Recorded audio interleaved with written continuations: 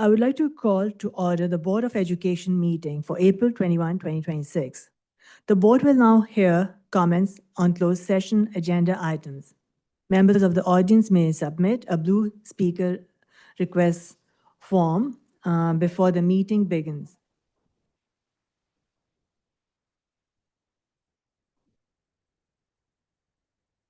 Members who wish to provide public comments via Zoom must indicate their intent before the meeting begins by selecting the Raise Your Hand button.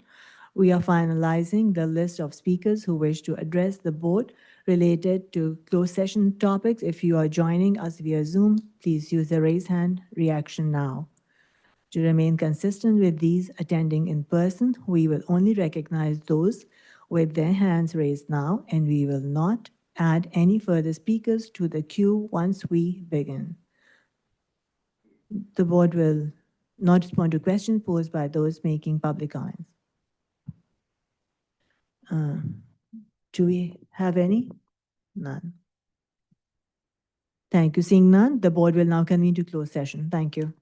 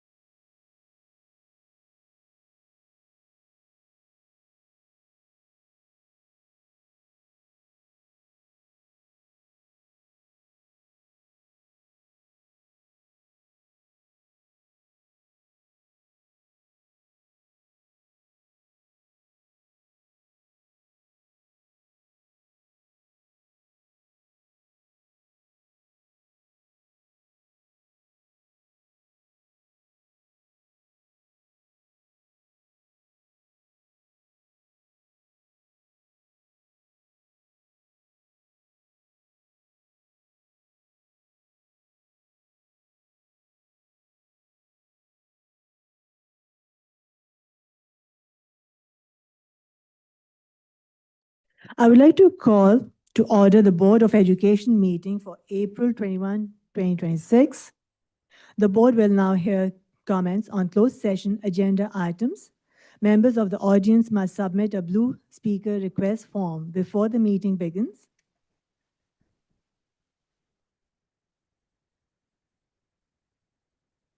Oh, with this? Oh, number 4. My apologies. So open session of the Board of Education meeting is live on YouTube. Visit the NHUSD Board of Education webpage for the link.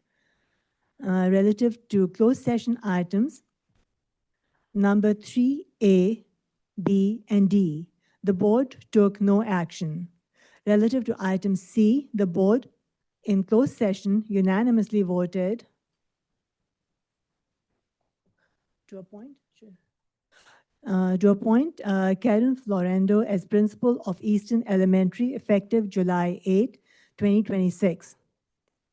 Unanimously voted to appoint John Rodriguez as principal of Pioneer Elementary effective July 8, 2026.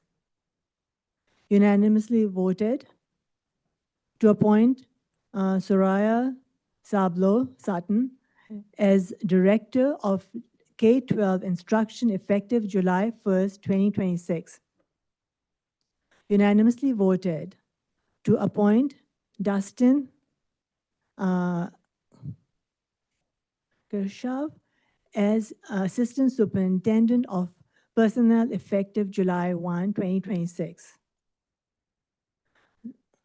Now, members of the community may submit public comments to the board via email at publiccomment@nhusdk12.ca.us before each meeting. The board received 12 public comments via email for tonight's meeting. Members of the audience may address the board on any school-related matters that are not on the agenda during agenda item number 6 or on the agenda during agenda item number 7. Members of the audience must submit a blue speaker request form before the meeting begins.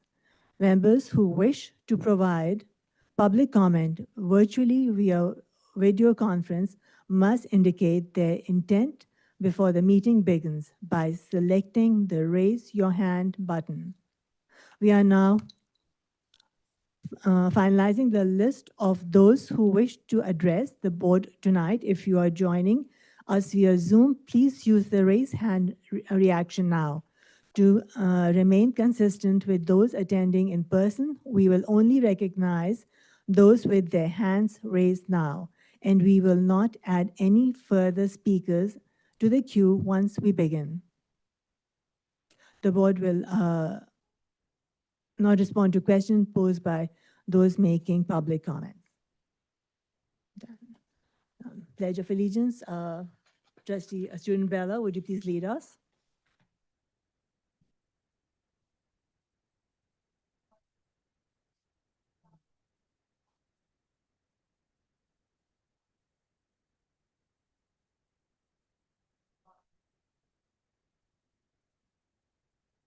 Someday.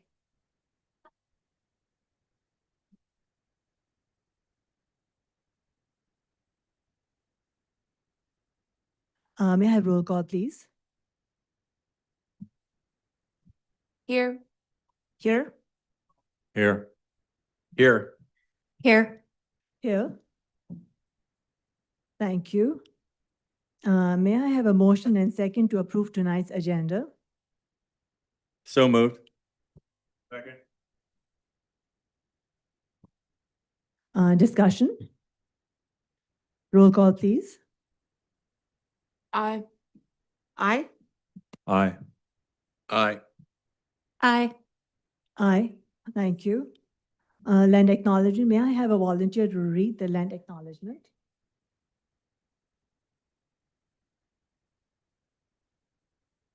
I'll read it. Thank you, Trustee Irby. We want to open this meeting by acknowledging with respect and love that the land we are on today is a traditional ancestral homeland of the Ohlone Chochenyo First People.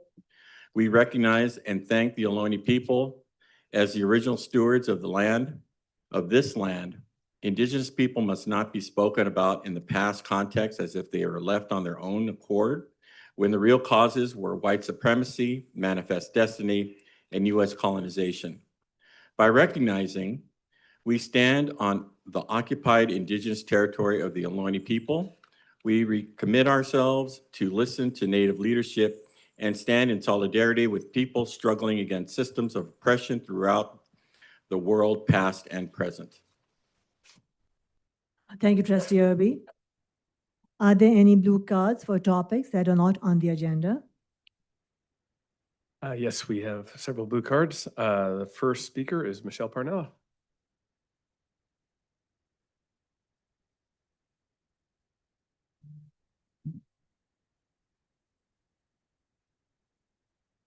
Good evening, board and staff and community. I just wanted to come here tonight and acknowledge that I received President Raffet's response to my cure and correct demand letter. And just in summary, your letter was basically just a regurgitation of law. And if I were to ask you to summarize it, you probably couldn't. But in short, I wasn't surprised by your denial of my allegations. And what your letter did omit was some facts. The fact that there were 4 board members present at a community meeting that heard information related to a personnel matter, closed session matter. I don't know if you all were aware, I wasn't present at the meeting. Community members presented me with information. The superintendent's comments were recorded. And when asked specific questions related to this personnel, he responded that there was an open investigation. He responded that if the community only knew what he knew. My allegations were about a serial meeting. You all met in February regarding this closed session item. There was a community meeting where 4 board members were present. That presents a quorum. And then you came back here in March and you voted on that item. So I don't have a dog in this fight other than accountability and checks and balances. And it's up to this board as a body. You guys just had a governance session regarding your performance. I'm sorry I missed that because I would have graded you. But when you omit facts in front of a room full of people, in my line of work, it's called lying. And it's really embarrassing. So if you guys can't provide checks and balances within the governance team, then I'm going to do my part as a community member. Thank you. Thank you, Ms. Parnella. Next speaker is Preet Kaur Sabharwal. Hi, good evening, board. I'm excited to welcome Karen Fluendo to the Easton family. However, the concerns we've raised in this space over the past few months remain unresolved and deserve this board's full attention. As our district responds to declining enrollment, it's critical that we have a balanced and thoughtful approach to staffing decisions and the supports that our admins receive to continue their success. Right now, the impact of declining admission in our district is being felt most heavily at the elementary schools, where we're already experiencing high administrative turnover. We don't see these declines in district staffing. The potential elimination of assistant principal positions at the elementary sites raises serious concerns about school stability and the level of support available to our students and staff. Elementary schools have a unique and complex need, and assistant principals are essential to maintaining safe, supportive, and effective learning environments, especially at schools where we're going to have a new principal. Assistant principal is essential. Removing these positions would place an unsustainable burden on the principal and limit their ability to focus on instructional leadership and student achievement. If we truly committed to student success across the district, reductions must be equitable and must not disproportionately affect the schools and students who rely most on consistent leadership and support. I urge the board to carefully consider the long-term impacts of these decisions and explore alternatives that preserve safety at our schools. Thank you. Next is Sherry Crocker-Root.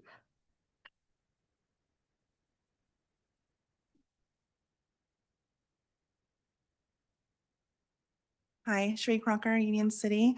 I'm going to go really quickly. I am here again advocating for a body of students.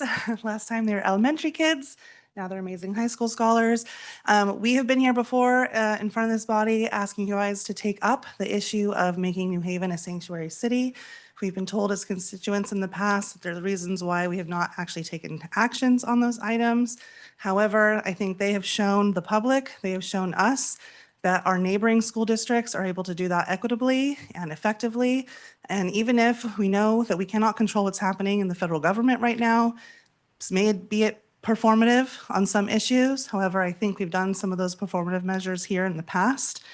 And at the end of the day, we want to create and we want to show that we are responsible for the safety of our children and our families first and foremost. And I often will look to the district that here in Union City will often be the first to do that here.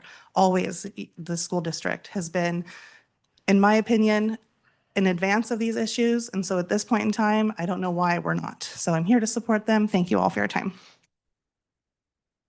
Thank you. Next up is Mac McAvoy.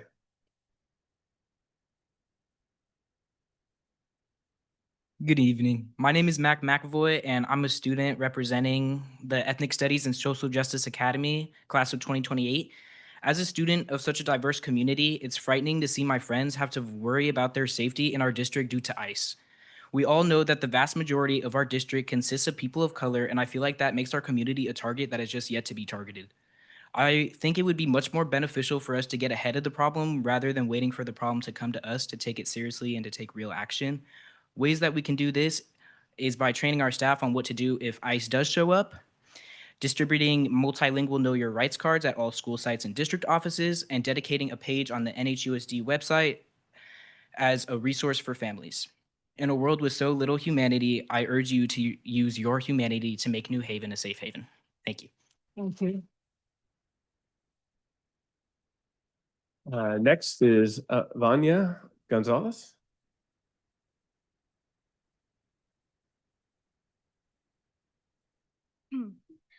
Good evening. My name is Vanya Gonzalez, and I am a sophomore attending James Logan High School. I am 16 years old, and if you asked anyone, they would say that I am young and I am in my early stages of life. I have not yet lived long enough to understand the way the real world functions. I'm still stuck in my teenage bubble protected by my parents in my small town. If you agree with this logic, I want to highlight those who are younger than me stuck in ICE detention centers right now. I want to remind everyone of the other high school students who aren't able to flourish in the same education environment I am due to fear or alienation. The teens who, instead of looking forward to fun events and carefree after-school hours, are more focused on keeping themselves and their family safe. Adults who want to keep the children safe and secure our future as the components to what will continue the legacy of this nation should be looking out for them. And by looking out, I mean assuring that our education is secure and accessible for everyone. Many cannot work, express themselves, or reach their full potential in an environment such as this one where there is even a slight chance they can be ripped away from their homes at any point of the day, or where their situations can be flipped upside down from just a single event. This worry isn't exclusive to undocumented students. No student wants to feel safe at school. School is supposed to be a place where students are expected to focus on learning. It's difficult to dedicate oneself to their education when there is a looming presence apparent in our community. It's threatening, alarming, and dystopian. This is unacceptable, and we need to take action now. People see the label of sanctuary district as empowering, not dangerous. They want us to be afraid of taking action like this. Thank you. Thank you. Next is Yuela Barnique. I might have mispronounced the name. I'm sorry. It looks like a U. Is it Wyla? How do you pronounce your name? Jayla. That's a J. Sorry about that. My name is Jayla Barinke, a sophomore at James Logan High School in the Ethnic Studies and Social Justice Academy, class of 2028. I've been a part of the NHUSD district since Alvarado Elementary, and I've seen how current protocols fall short in ensuring safety in the presence of ICE. Statistics of a survey sent out to NHUSD staff members show 36% feel extreme fear about ICE in the Bay Area, and about 58.5% feel the same about its potential presence in our district. This data alone shows us how important these protections are. Students deserve to feel safe at school, and so do the staff who support us every day.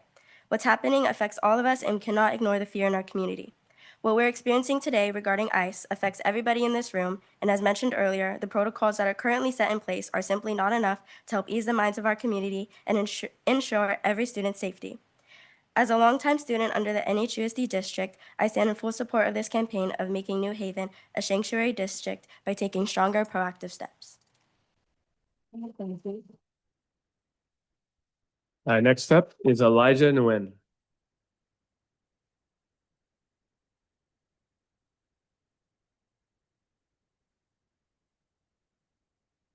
Hello, board. My name is Elijah Nguyen, and I'm a student currently enrolled at James Logan High School. I'm here to advocate for the resolution to make New Haven a sanctuary district. Please forgive my speed. I have a lot to get through. As of right now, many students, especially those in the English learning programs within our district, are living in so much fear that they are afraid of even showing up to school in the case that they may be deported by ICE. And that fear is not without reason. Just last month, a family of 3 living in Hayward were deported without due process. Bless their hearts.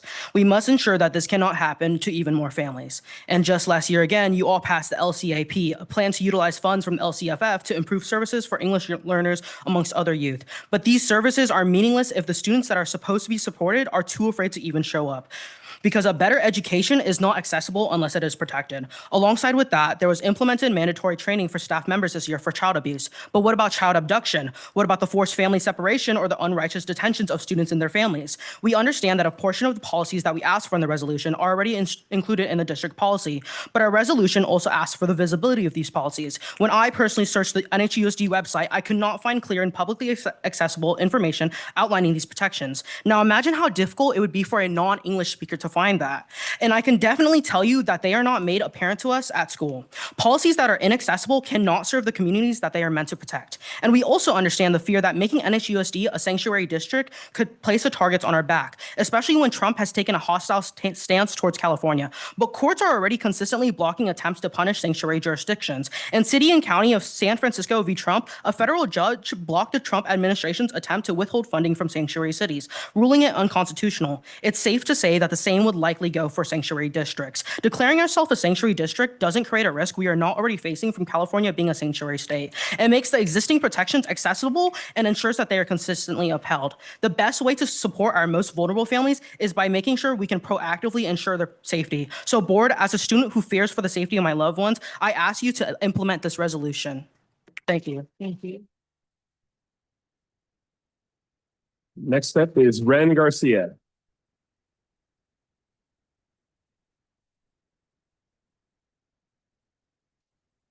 Hello, everyone. My name is Ren Garcia. I'm a senior at James Logan, and I am the oldest of 3 children, with both my younger siblings being enrolled in New Haven, so I am speaking on behalf of them. It should already be known that the threat of ICE invading the Bay Area is real and has already happened. Bigger cities such as Berkeley, Oakland, and even Hayward are lucky enough to have labeled sanctuary cities and districts that have been in place for months and even years now. Yet they still remain untouched. There is no sufficient evidence providing or proving that agents specifically target sanctuary districts as enforcement tactics. Rather, these policies actually create standardized legal barriers that can deteriorate enforcement actions lacking proper documentation under the 10th Amendment. With that in mind, I urge you all to consider passing a separate sanctuary district resolution that we have now. One that is accessible for community members to find, provides proper staff training methods, and no referral regulations. Please do this for the many returning and future children of color that attend our schools. I should not have to graduate high school still worrying about my siblings being stripped away from me, nor should any family. Thank you. Next is Nikki Lee.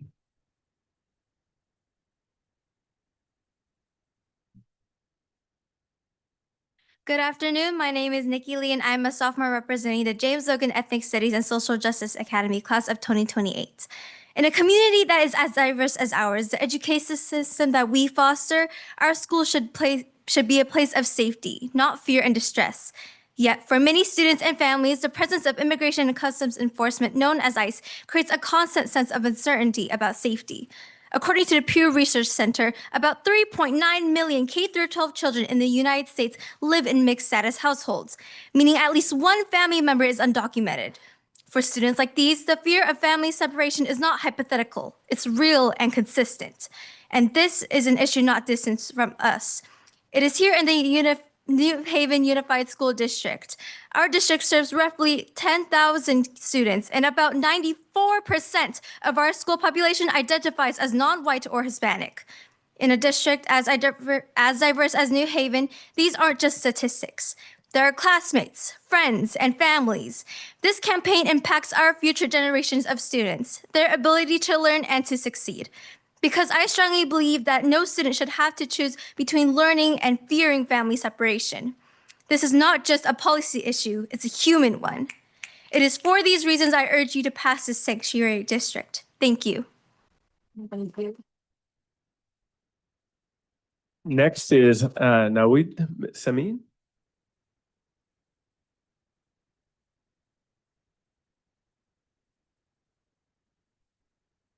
Good evening, board. My name is Naweed. I'm a junior at James Logan. I'm also a student leader in the Bay Area and a youth leader in the United States. I've grown up in NHUSD for all my life, and through its education system, I myself have learned about some of America's most infamous tragedies. We now in the contemporary live in the midst of one of those tragedies. This tragedy isn't even the fact that people are sent, but how people are sent. In California this year, 2 parents were detained on school grounds when dropping their children off. Last year in Los Angeles, a 9-year-old was detained at their elementary school. That's why I come here to support ESSJ's Sanctuary District initiative, not as part of the cohort, but to offer a fresh youth perspective on what's happening around us. Approximately 30,000 residents across Union City are foreign born, and a sanctuary policy to protect those here, whether that's legal or illegal, from immediate detention is what gives our community peace of mind. It's a necessary layer on California's existing sanctuary state jurisdiction.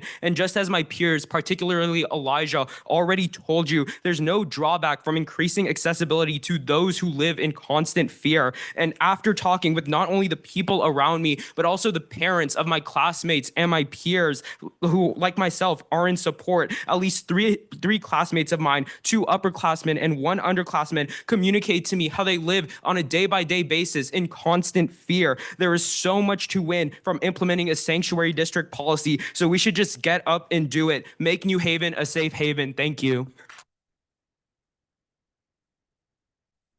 Next is Amado Barai Santos.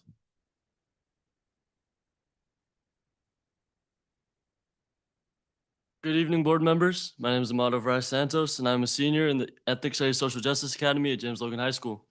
I come from an immigrant family, and for me, this is not just a policy discussion, this is personal to me. We conducted surveys across our district, and what we found is not just data, it is fear and it is uncertainty. It is students and staff carrying something into our classrooms that is something heavy every single day. Out of 232 students, nearly 40% said they feel the highest level of fear just knowing that ICE could be present in our community. Over 15% of us have been directly impacted by ICE or know someone who has, and only 3% of students feel fully protected by this district. 3%. More than half of students do not even know if they have access to resources or support. And it's not just students. 98% of staff reported feeling significant fear about ICE presence in the Bay Area. 100% expressed concern about ICE being in or around our schools, yet only 4.9% of staff feel completely protected, and only 22% feel confident in the training that they've been given, and are unconfident in the lack of training they've been given. So when we talk about whether a resolution is necessary, I ask you to really sit with that. Because right now, the reality is that our schools do not feel safe to the people inside them. We've also done the research. Sanctuary policies are legal. They don't increase ICE enforcement. And in fact, districts like Hayward and San Leandro have been sanctuary districts for over a decade and have had no attempts by ICE to enter their campuses. Cities like Oakland are actively strengthening protections right now. And research shows that when students feel supported and protected, they are able to focus, to learn, and to graduate. Right now, across this country, tens of thousands of people are in ICE detention, and over 70% have no criminal conviction. Children are being detained at record levels, families are being separated, and this is the reality we're living in. So when you say this resolution might be symbolic, I need you to understand what it means to us. It means clarity, and it means knowing that our district will stand with us. It means not having to question whether we are safe when we're going into our schools. We are not asking you to guarantee safety, we are asking you to take a stand. Because when students are afraid, when families are afraid, silence does not protect us. Doing nothing does not protect us. We have done the research, we have organized, and we are showing up. Now we are asking you all to do the same. Thank you. Next is Giovanna DePerio.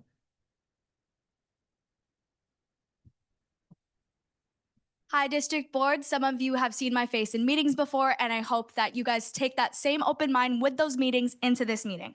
I'm Giovanna DePerio, a current senior at James Logan High School and a student of the Ethnic Studies and Social Justice program. I urge that the district will use our voice for the voiceless and pass a sanctuary school district resolution. Within Trump's administration, there has been a 6-time rise in children being detained into ICE detention centers. Our district has a minority enrollment of 94% and nearly 2,000 English learners. NHUSD cannot look at our students and say that they are not vulnerable to being targeted by ICE. So why would we take a reactionary stance when we can be proactive? I understand that adopting a sanctuary district may seem like we're putting a target on our back. However, if you were to study local sanctuary districts, you would realize that this is far from the case.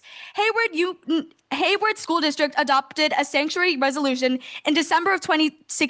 That is almost 10 years ago. They have yet to become a target because of their sanctuary district resolution. This case is not unique, as Oakland, San Francisco, and San Leandro are all sanctuary districts, and they have not seen a rise in ICE targeting them. This is the reality of sanctuary districts, and I cannot find a reason why we would not adopt a sanctuary resolution. Board members have stated that there are policies and trainings in place, but none of my parents or teachers know anything about our current policies. Becoming a sanctuary district holds our district and staff accountable to protecting their students. This is taking a stand with immigrants of our community and ensures that we are going to take action with this policy. Board members, protect your district and adopt a sanctuary district resolution. Next is Angel Ortega.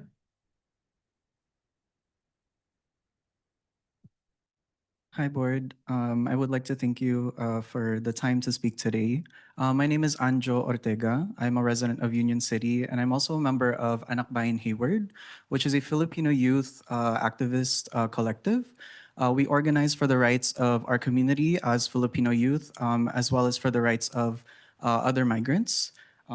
Today, I'm here with some of my members, and we are in support of the push to actually name New Haven as a sanctuary district. We have been doing a lot of work in the community, both here in Union City and Hayward, to understand the conditions of our fellow migrant Filipinos. In Hayward, we know that they are a majority of the migrants that live there, and actually in Union City make up 20% of the population. And so we really want to forward and support the push of many of the youth here today to actually name New Haven as a safe district. And at the same time, also want to point to the work that our organization has done as part of the alliance that we're part of, the Tanggol Migrante movement, which has continued to see the attacks upon our communities on a nationwide scale. We know that these attacks are being done without the due process of law. And the very least that we can do to protect our students and youth here is actually to push forward as a safe haven. And so we would like to also uplift the voices of the youth as part of the movement of Filipino youth that's defending our rights here, as well as to expose the fact that our migrants are not choosing to leave our homeland for no reason, but they are pushed there because of economic strife. And so we would like to share the chant, Makibaka wag matakot, struggle, do not be afraid, to all of the youth here today. Thank you. Next is Kat Keir.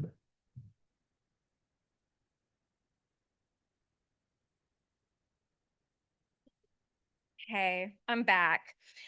Once again, I'm requesting that the board pass a resolution, or just at the very least, like agendize this topic to be a sanctuary district. This is my third time requesting this. I was previously here in September and October. I mentioned many of the same things that students mentioned here tonight. So if you're nodding along like it's news to you, I know that it's not, because it's already been said.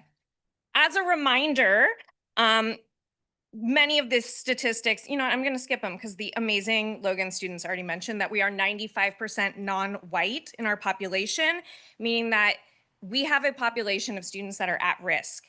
And when I was here in October, Superintendent Thompson mentioned to me that he did not want our district to attract negative attention.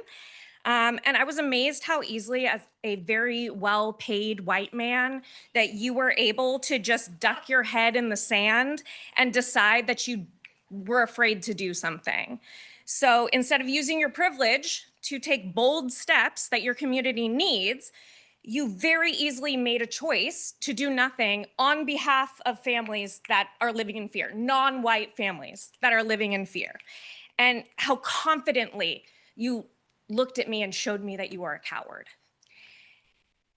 In his seminal work, The Fire Next Time, James Baldwin wrote, "A civilization is not destroyed by wicked people. It is not necessary that people be wicked, but only that they be spineless." So I will end this message the same way I ended my last. Grow a spine and do something. Next is Millicent Dizon.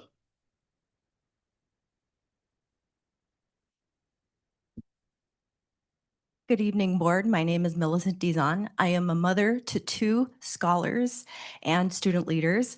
I am a business owner in Union City. I am a homeowner in Union City, and I also went to Logan, and I also was a student leader.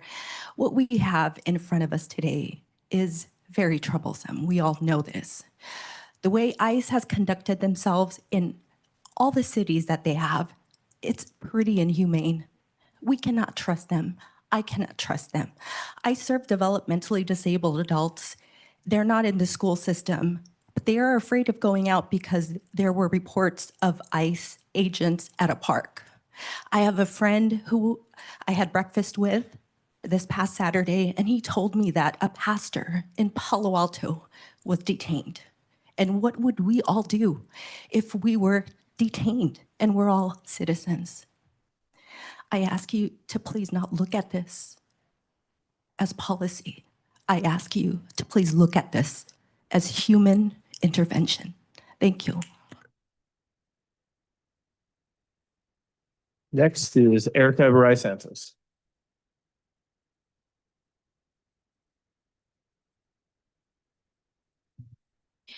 Good evening. My name is Erica Varai Santos, and I'm a James Logan High School parent and the Social Justice Academy teacher and coordinator at San Leandro High School. I stand in full solidarity with the Ethnic Studies Social Justice Academy students who are courageously leading this campaign. I want to be clear. This is not theoretical for me because in 2017, my students in the Social Justice Academy led a campaign that resulted in San Leandro becoming a sanctuary city and our school district becoming a safe haven. That work is not performative. It resulted in real protections, clear protocols, necessary training, and a shift in culture where students and families felt seen, safe, and valued. Dr. Thompson, you shared that this resolution may be largely symbolic, unnecessary, or draw unwanted attention. Respectfully, what creates harm is not visibility, it is uncertainty. When students and families are unsure if schools will protect them, fear increases, students disengage, and attendance drops. All of the traditional indicators of success, like grades, attendance, and graduation rates, which all of y'all are so concerned about, will not matter if students are scared, if they're vulnerable, and they can't trust that their schools are going to protect them. You also shared a concern that it may be more dangerous to pass a resolution now than it was for SJA in 2017. I want to address that directly. If anything, that reality makes this moment more urgent. When the fear is higher, when the stakes are greater, that is exactly when leadership, your leadership, and solidarity matter most. Do not shrink in times of crisis. Proudly stand by your students and protect them. Defend them. That is why you sit in that seat. In 2017, we knew our silence would not protect us then. So I can confidently say that your silence and your cowardice will not protect us now. I also want to acknowledge concerns that have been raised by some board members about not wanting to make a promise of safety that cannot be guaranteed. I understand your hesitation, but this is not about making empty promises. It's about making a commitment. It's about drawing a clear line around your values and responsibilities. And our students are not asking you to guarantee unrealistic outcomes. They're asking you to guarantee that you will stand with them, that you will do everything within your power to protect them, and you will not remain silent in the face of fear. To speak from direct experience, San Leandro being a sanctuary city and our schools being safe havens for nearly a decade has not increased ICE presence or federal attacks. It has never caused us to lose funding. We actually have more funding and our teachers get paid more, right? Side note, pay our teachers what they deserve. Shout out NHTA. Students in ESSJ are not asking for symbolism. They are asking for clarity, courage, and commitment. They are asking you to do your job, to lead, to listen, to act, even when we are afraid and playing it safe feels more comfortable. Solidarity means we do not wait for the worst to happen before we act. It means we stand clearly, publicly, and apologetically with our most vulnerable and marginalized students. Silence and neutrality are also choices, choices that you seem to be leaning towards. And in moments like this, they will not protect our community. I'm almost done. Don't worry. I urge this board to listen to their students, to trust their leadership and be courageous. Pass this resolution, make New Haven a safe haven, and stand publicly with the families and students that you claim to serve. Thank you. Thank you.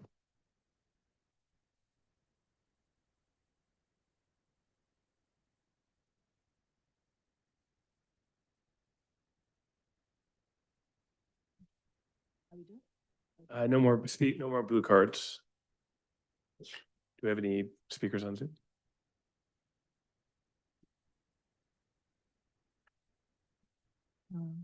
Sydney? What's the name? Hazlitt? Hazlitt, you're on Zooms. Can you hear me? Yes. Okay, first I would like to commend the board on their willingness to follow the board policy regarding renaming an existing building. Cesar Chavez's behavior definitely warrants the removal of his name from buildings, statues, streets, etc. But as we recently learned about a former top candidate for governor, that behavior unfortunately is not that extraordinary. Let's use this board policy to honor extraordinary women and their extraordinary accomplishments. Of the roughly 18 campuses, only 1.5 are named after women. It's time to write that history. We're in a time when a woman just returned from flying through space, having gone further from Earth than any other human ever has. We've just had our first female African-American, Indian-American vice president. There's no lack of achievements to choose from. Let's hope this committee comes up with 3 women from which this board can choose. Thank you. Thank you, Hazlitt. Okay, any more speakers on? Okay. This one. Done? 7? Okay. Are there any blue cards on topic on the agenda? No blue cards on the agenda? Okay. Nobody in Zoom? Awesome. Thank you. So now we would like to ask CSEA President report. Okay, seeing none. NHGA President report.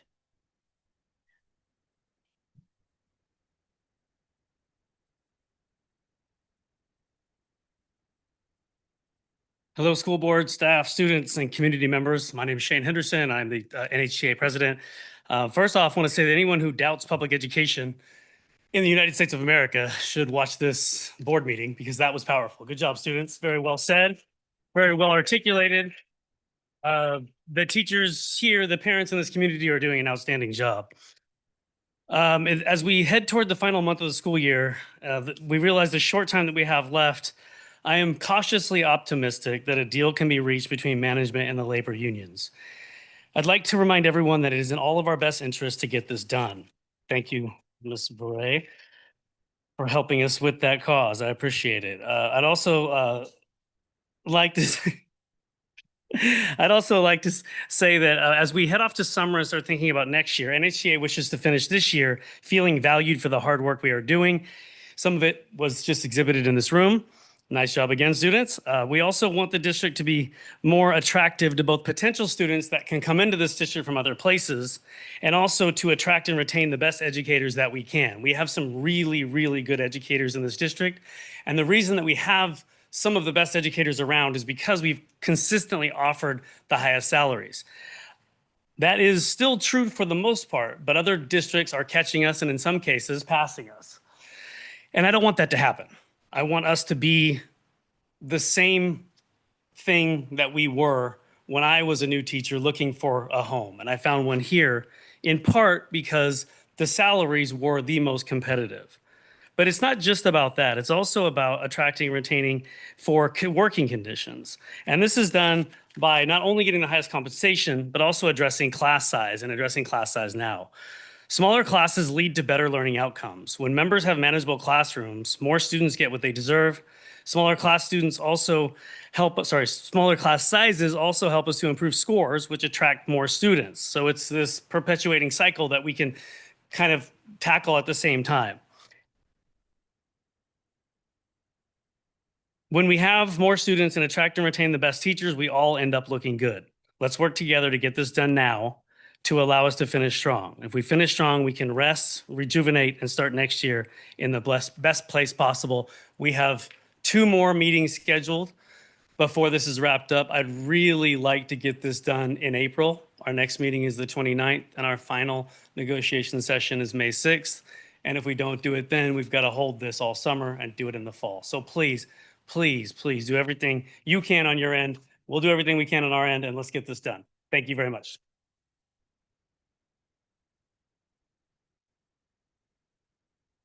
Thank you, Mr. Henderson. Now, is the recognition of student volunteers from the Youth Voter Movement. Could we have Ella Chung?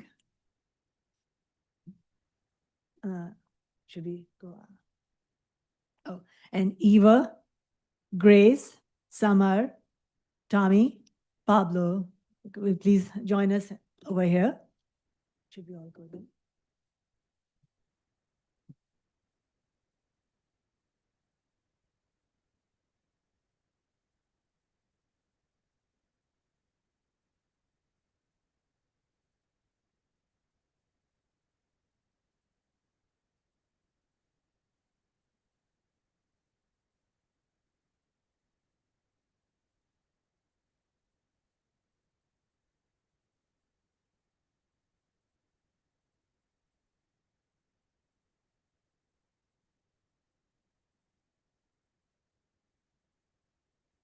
You guys are gonna have to like stand behind each other.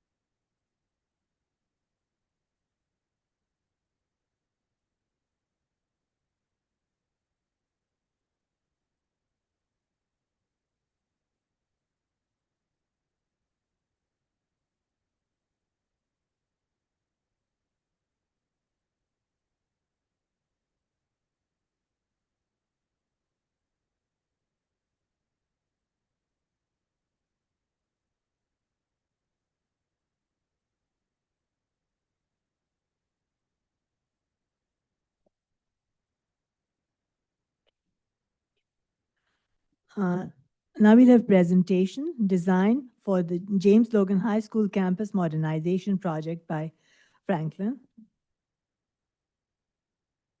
Oh, board will hear the presentation on James Logan High School Modernization Project. Thanks.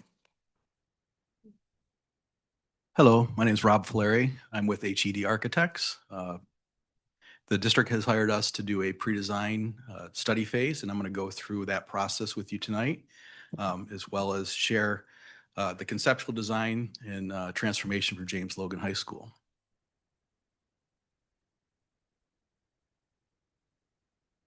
I could figure out how to advance this. There we go. Oh. Perfect. So just to kind of talk about the process at a high level, just what we've been going through. We were hired back in June of 2025 to go through this pre-design process, and that started with an assessment. We walked the campus during the summer when students and staff were not around. We met with MOT, technology, and got a real feel for the James Logan campus and did that assessment to try to determine some of the I'll say shortcomings of some of the buildings, but also, sort of the hidden gems as well. From that, we went on to a visioning session, and I'll talk about that a little bit more in depth in terms of what that process looked like. But that's where we really reached out in the community, and we got a lot of input from various groups that help inform some of the James Logan High School needs. Based on all that feedback, we then went into what we call our synthesis or design process. We take all that information and compile it. It's very data driven, but also, taking that and starting to develop, a program, which architecturally that means all the spaces that, how a school can function. Also very important is costing, of course. We got a budget that we have to maintain. And so we took all those needs, wants, desires, our findings from the assessment and created a vision and put a cost to that, what it would be to truly transform James Logan High School. And then, the final phase is this implementation phase. And then we'll go into what that design looks like real quickly here. Yeah. Is it too much of a problem to go to the PDF instead of the? Sorry, all the text is kind of not working here in terms of the PowerPoint, but we'll get through it. So in the stakeholder engagement process, which is that community outreach, we went through various stages. And I like to say it actually started in 2021 when the district hired another architect to do your facility master plan. That became sort of the basics of our starting point for entering into this community engagement process. So you'll see on the left-hand side, the various types of meetings that we went through and started engaging with various groups from the community, meaning all of Union City, Hayward, down to, meeting with facilities, as I mentioned, MOT, and various facility departments. We had a steering committee and we had various site committee as well as staff, students at a user group level. So we had a series of all these meetings listed here. Sorry, it's not advancing. There we go. Within there, we also had a prioritization exercise. And so after we gathered all this input and data, we realized that there was a lot of needs at James Logan High School. And so we had to go in and start looking at, how to prioritize those needs to fit the budget. And so I'll get into that process a little bit further here. We sent out community surveys. We did it again at a larger scale, all of, city, district-wide, but also at the steering committee level and site committee level. And there were some themes that started to emerge in all the various engagements. And so, at the top, as not very glorious, but restroom improvements, top of the list. But you can see safety and security being a very important element as well. Natural daylighting, college readiness. And so those started to derive the themes as we started to look into the design further.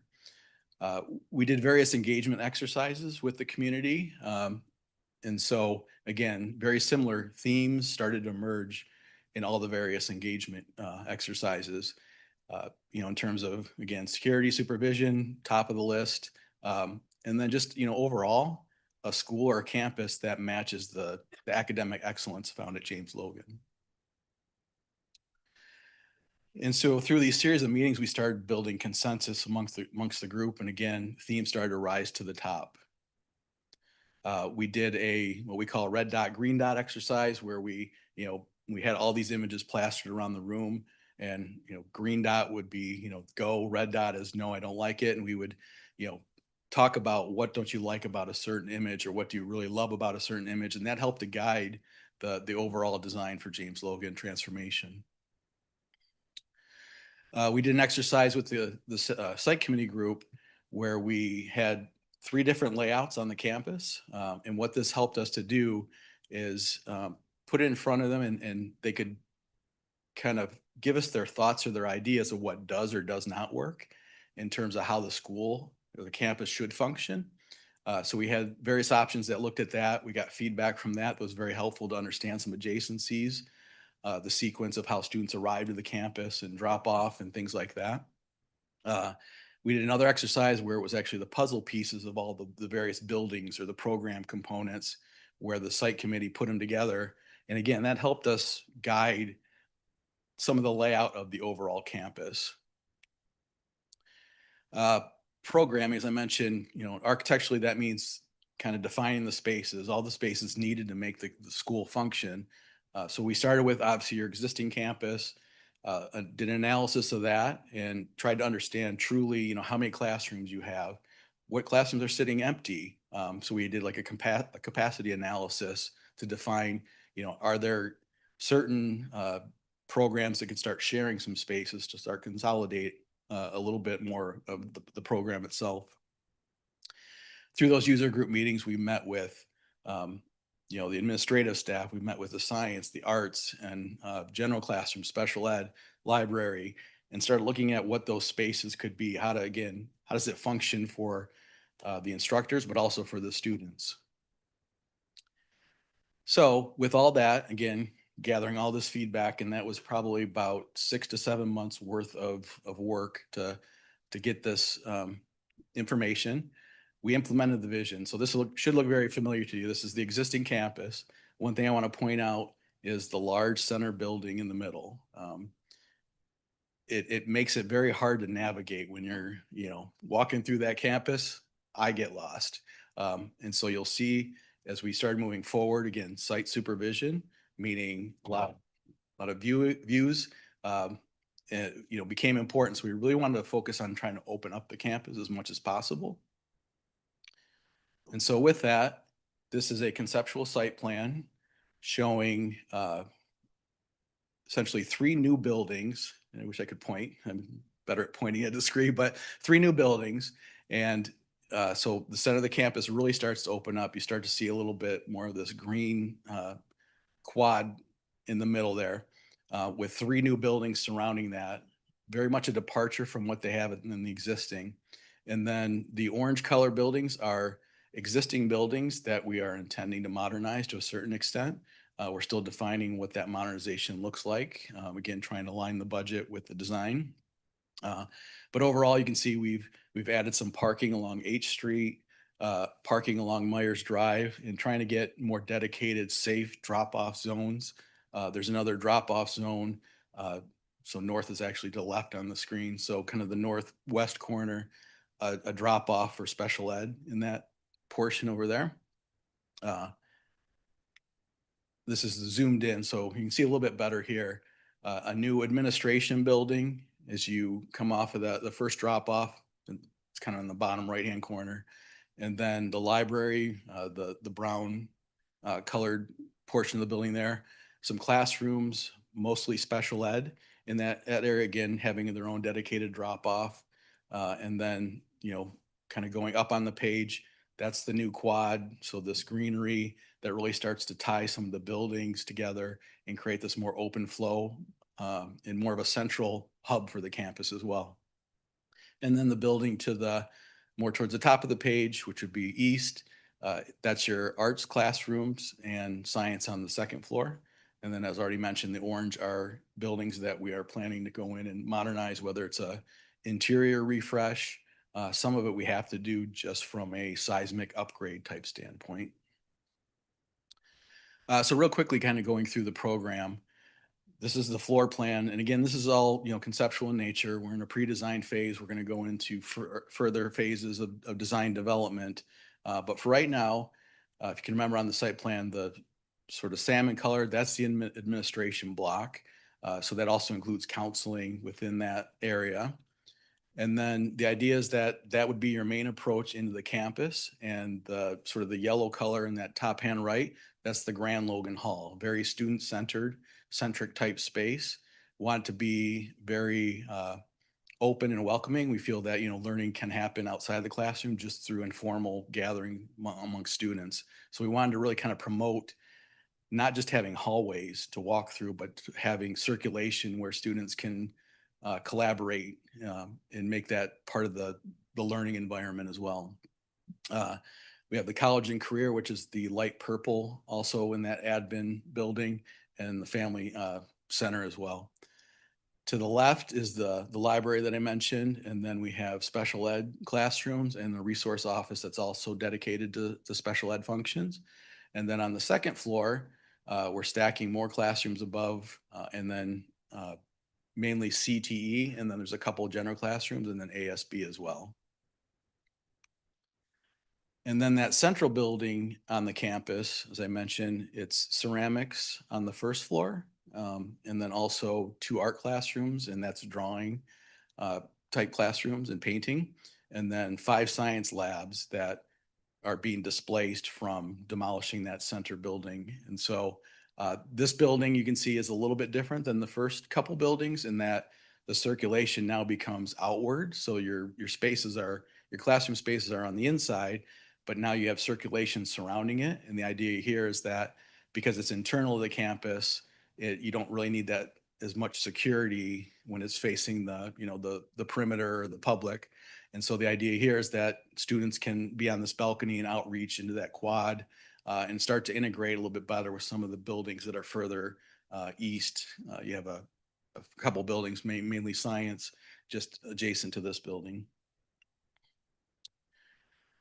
So overall site plan, actually I'll go to the Zoom enlarged plan.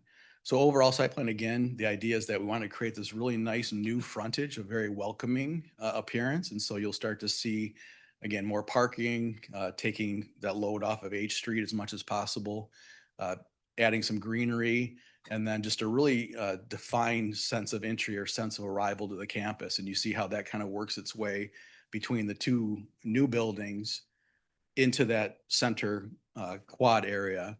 And again, that quad is very much intended to be much like a college-like atmosphere. Again, where, college prep was a theme that kept coming out of the stakeholder engagement process.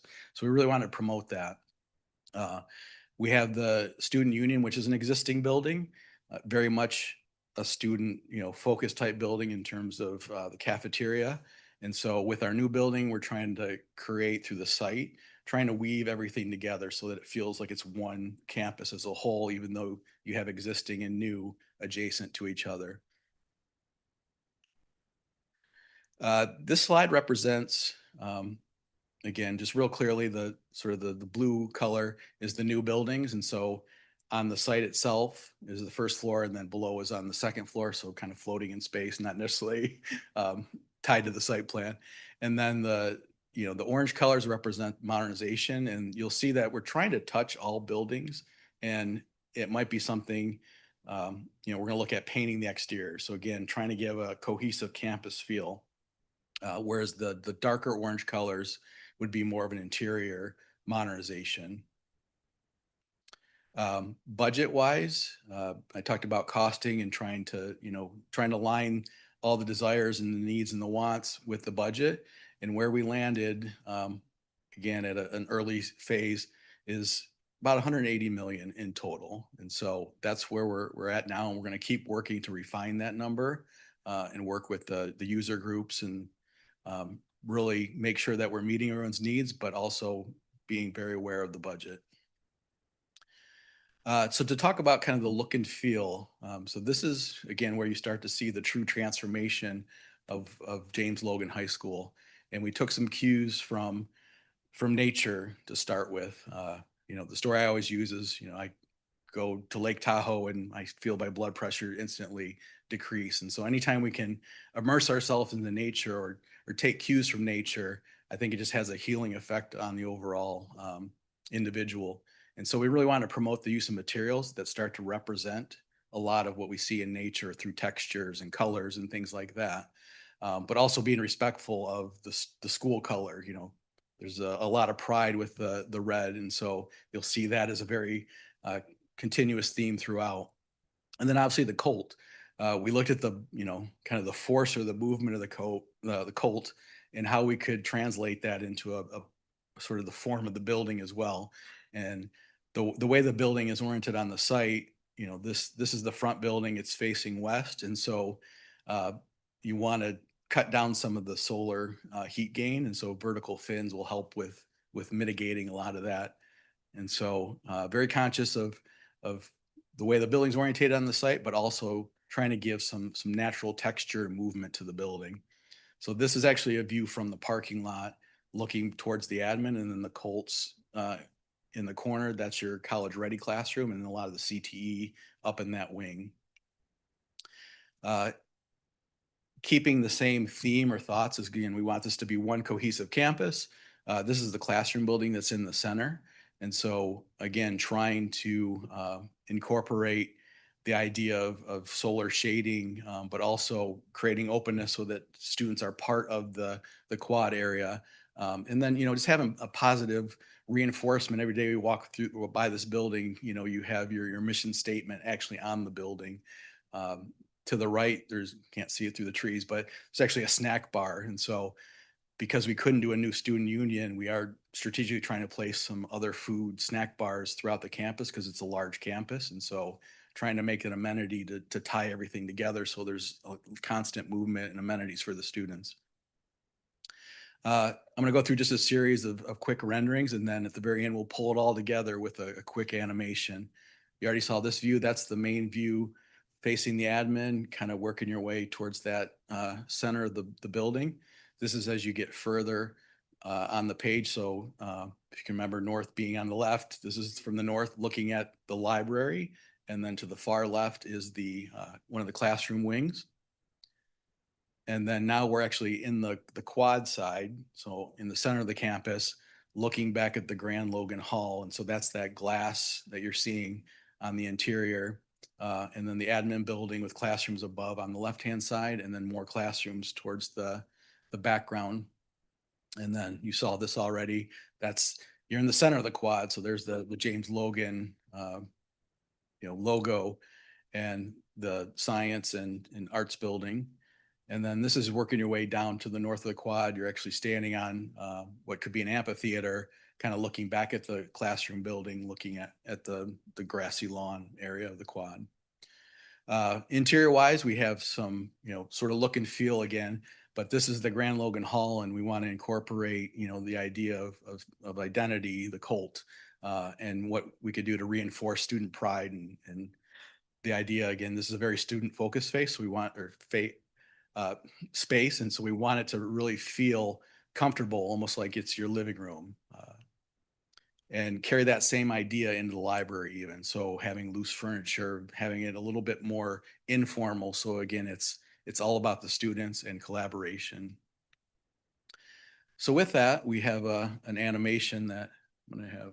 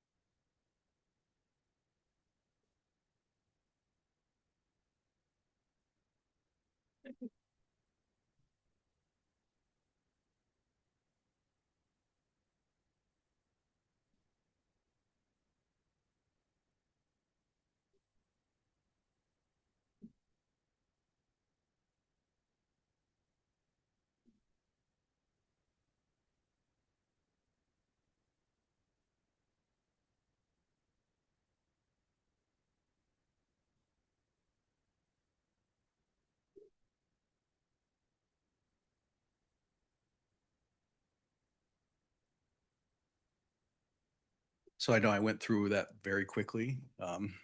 In total, about 10 months worth of work. And so hard to condense in 8 to 10 minutes here. But if there's any questions, and I just want to say thank you. I'm very excited to be part of this. This is a truly inspirational project. And it's going to be, like I mentioned, the word transformative. It's a, it's great to be part of this project. So thank you. Thank you. Okay. Everyone wants to ask.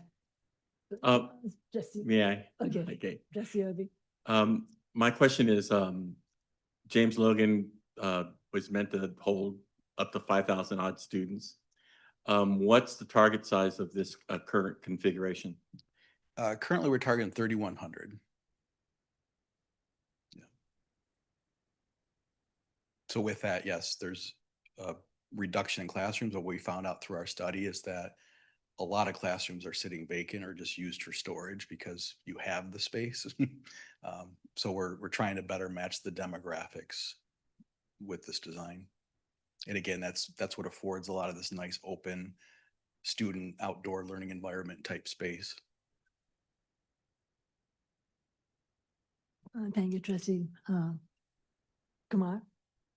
Thank you. I just wanted a quick clarification. Did I understand correctly that the SDC SPED classrooms are on the second level? Yeah, we have them on first and second. The second So level. yeah, Accessibility wise, that should work out? yeah, in terms, so we have like the FLS, which is the more severe needs on the first floor. Okay. Yeah. So, and and we've done our best to try to integrate. And so, there's, I don't know if you're familiar with the building, but like building 200, we're intending for that to be special ed science. And so we're trying to integrate, a little bit more into the campus as well. So my question is kind of related to that. Can you pull that diagram up of that level? Because did I see special ed and then detention? So there is a detention classroom, yes. Right next to special ed? Let's see here. Sorry. It's like mid.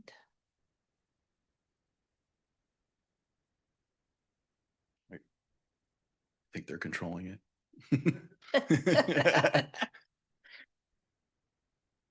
Right, Wait, go back one more. back. Yep, right there.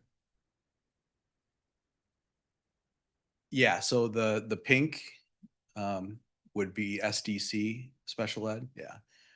But you see detention, then we have photography, and then we have some kind of shared use office spaces, and then a potential collaboration area above the library that overlooks that library space. And a specific classroom for detention? That was one of the programmatic needs that was identified. So is that classroom going to be used during the day or is it just after school? I don't know enough about the detention. It was a request made to us. What we tried to do was size it as a classroom, a normal classroom space to offer flexibility so that if it wasn't detention, it could be used as a classroom space or a meeting space. One thing that I think the campus truly lacks is a lot of meeting rooms right now. So we tried to give dedicated meeting areas. So if it's not used during the day, I'm sure they'll figure out a use for I it. was Yeah. just curious, yeah. Yeah. Yeah. Originally it started out as probably like a half-size classroom. But again, we wanted to build in flexibility for the future and sized it more appropriately. Cool. Thank Thank you. Trustee Gonzalez. Yeah, my first question is, that parking lot on H Street that is opening up, that's for staff and students, correct? No, so that would be more dedicated for visitor parking currently. Like a 30-minute window and then they have to move, or? I don't know the specifics Okay. how that functions, but the idea is that we're giving the kind of to the east along Myers Drive up there, that would be more dedicated for staff. It might be some of the admin parking that occurs on H Street as well, because it's close to the admin building. We haven't got to that level of detail. The idea was just to give more parking on the overall campus, but not student parking in that area. Yeah, so I was looking at the render and I really like how it's centralized. When I went to Logan, I was late every day. My class was in the 500s. My locker was across campus, so I'm really excited Yeah. about that. And did I see on one of the slides there that it's a possibility you can drive around the whole campus? It's and are you what are you doing to alleviate the bottleneck on H Street, the traffic flow on that? So part of the design is we try to give as much parking and give a dedicated drop off that you currently don't have on H Street. So from a traffic engineering standpoint, which I'm not a traffic engineer, I'm an architect, but we do have a traffic engineer as part of our consultant team. The idea is that if we can get cars off of H Street, that's going to help alleviate the bottleneck that occurs there right now. And then also we need to look at Myers Drive a little bit better, because that's been truly identified as an unsafe area in terms of parents dropping off and doing U-turns and things like that.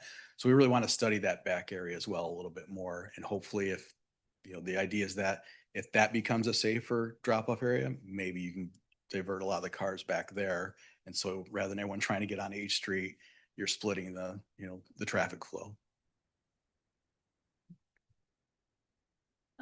I have a question. Currently, like Logan is a gated facility. Yeah. And from this, it doesn't seem like it is. There will be gates for sure. We didn't show them in the rendering, but they're definitely at those sort of open points. There will be gated, much like they have currently. All right, thank you. Yep. It's a beautiful Thank you. Thank you, appreciate it. Any questions? Okay. Appreciate it, thanks. Great. Thank you.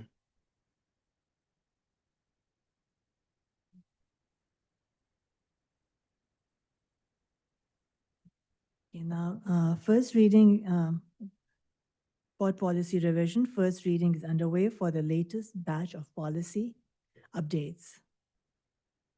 Yeah, just a reminder that this is, we have a number of revisions to different policies. We have our mobile communication policy in there, for example, that's being updated. And these will come to the board for approval at the May board meeting. Thank you. And the board will receive information on the topic of renaming Cesar Chavez Middle School. Right, I can address that. So given the circumstances around Cesar Chavez, we have taken some steps to determine what our next steps should be. The principal Camacho at CCMS sent out a survey to the CCMS community and had a really good response. Over 700 people responded, and 74% of the respondents believe that the school should be renamed.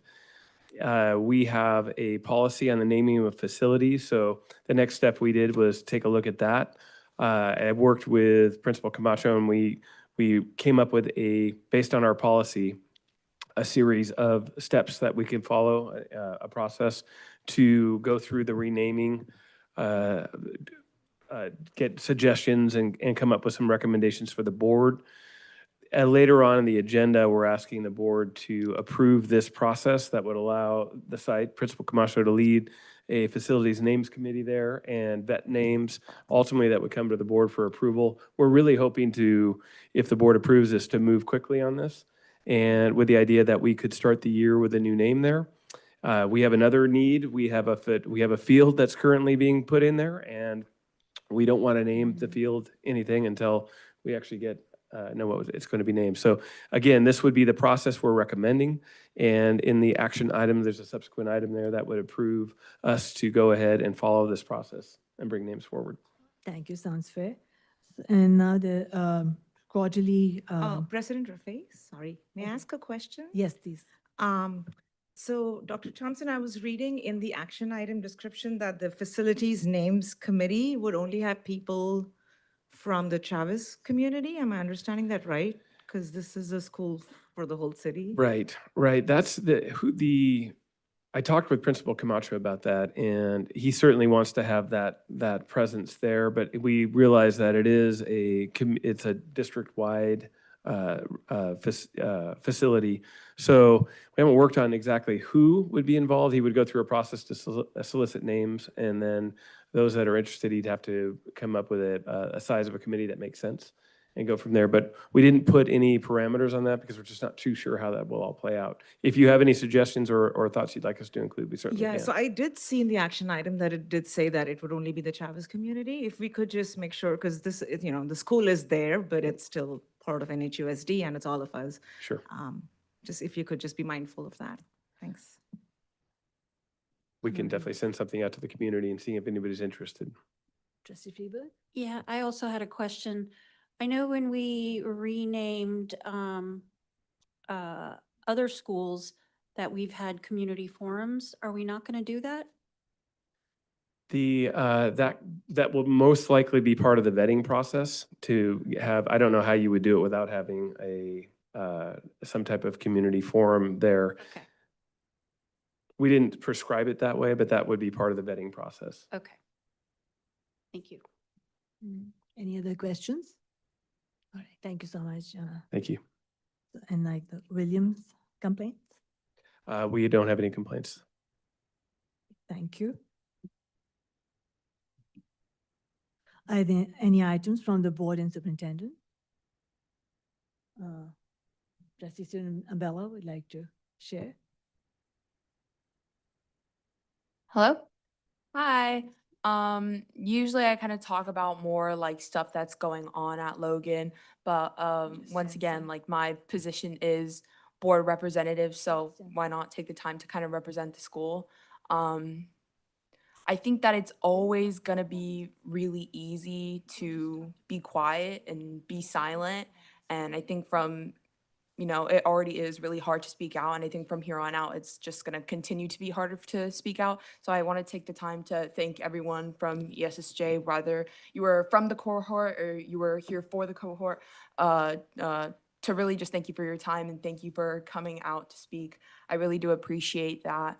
I come to school kind of every day, like very tired and not really wanting to be there, but I think it's important to realize that that's a privilege because right now there are students all across America who want to go to school and they want to be happy for school, but they're so scared. And I think that that should never be the case for any kid, not if you're about to turn 18 like me, or not if you're 6 years old and you're going to elementary school. So I just want to say that once again, thank you for coming out. And I think that if you ever feel small, just know that I think it's about the little things that you do. And I want you to know that at least one person here today, that being me, I feel very proud of this school. And I feel very proud to know that I've been incredibly educated on everything that you guys spoke on. So thank you, and ice out.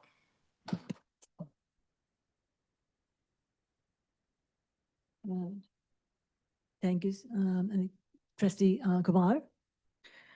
First off, huge shout out to our students. Thank you for making it today. It was wonderful hearing from you. That was going to be my first update. I was invited to meet with the ESSJ students. It was incredible. We had a robust conversation about student safety and families feeling safe in our district, and how we can come together and make our families feel more safe. I have to say, I'm a huge fan of youth advocacy. I was that student in high school and college. So it really makes me happy to see you here today. Just being aware of what's going on and then taking it one step further and actually advocating for change. It's incredible, truly incredible. I do want to give a special shout out to Mr. Santos for providing that platform for our students and giving them that safe space. So thank you for everything you do. Secondly, I was invited to visit the Delaney Easton Garden Club a couple of weeks ago, where Mr. Long's TK classroom attended, and I couldn't believe they were 4-year-olds. And I just saw his classes right here they're featured on New Haven Magazine. But it was incredible. When my kids went there, we didn't have that program, so it was really nice to see it. It is a parent-run program, incredible. And this was Mr. Stickland's baby, the garden, and it was his vision to have a parent-run volunteer garden program. So it really made me happy to see that has come to life. So that was great. What else? I've been attending sessions at CSBA's Masters in Governance. So all my weekends are spent there, but well spent, networking, learning about what other districts are doing, sharing what we're doing. And that's been very helpful. Last but definitely not the least, as the chair of the New Haven Fun Run, I'm going to push for people to come join our fun run. I think Jimmy's going to be there. I hope. And we have a brand new T-shirt designed by yours truly. So it's a really nice T-shirt. I hope to see you all there.